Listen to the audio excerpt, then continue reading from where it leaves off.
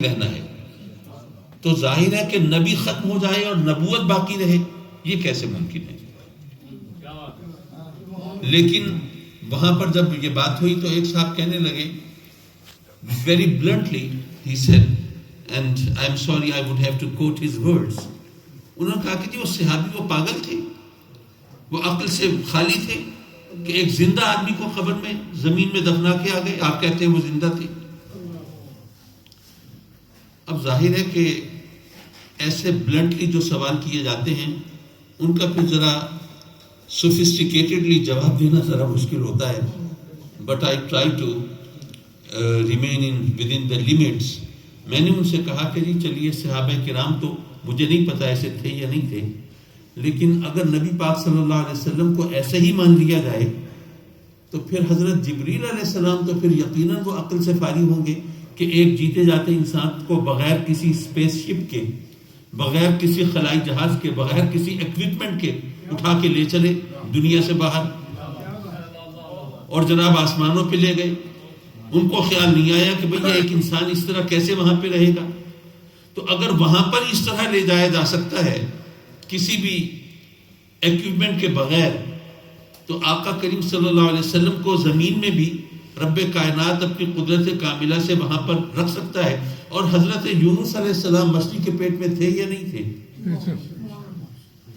اب ذرا آپ سوچئے، just try to visualise and think, مچھلی کے پیٹ میں کوئی شخص ہو، وہاں کیا کیفیت ہوگی، وہاں سانس کیسے لے گا، وہاں اسمیل کیسی ہوگی، وہاں ایٹماسفیئر کیسی ہوگی، وہ کس طرح زندہ رہے گا۔ اور وہ کوئی چند سیکنڈ کی یا چند منٹ کی بات تو نہیں ہوتی، وہ تو دنوں کی بات ہے۔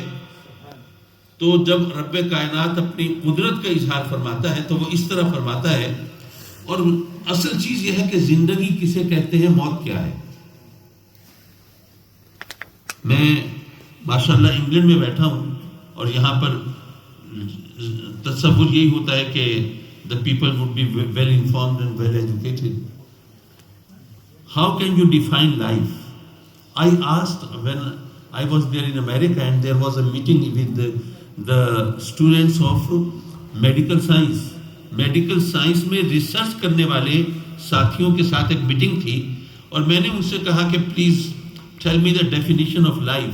انہوں نے کہا کہ جی لائف کی ڈیفینیشن تو وقت کے ساتھ ساتھ چینج ہوتی رہی ہے۔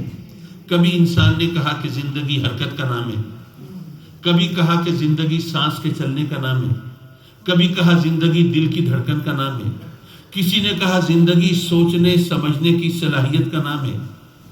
کہنے لگے کہ آج اس کمپیوٹر ایج میں ہم زیادہ سے زیادہ یہ کہہ سکتے ہیں کہ that RNA which is capable of division by itself is alive۔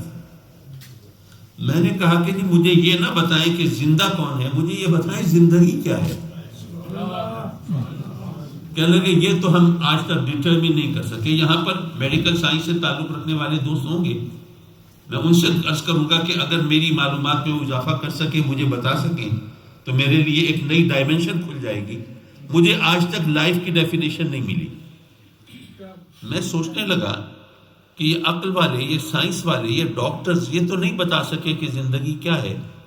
اگر کہو کہ زندگی حرکت کا نام ہے تو پھر بہتا ہوا پانی بھی زندہ ہونا چاہیے، پھر اڑتی ہوئی پتنگ بھی زندہ ہونی چاہیے، یہ بھاگتی دوڑتی گاڑیاں بھی زندہ ہونی چاہیے۔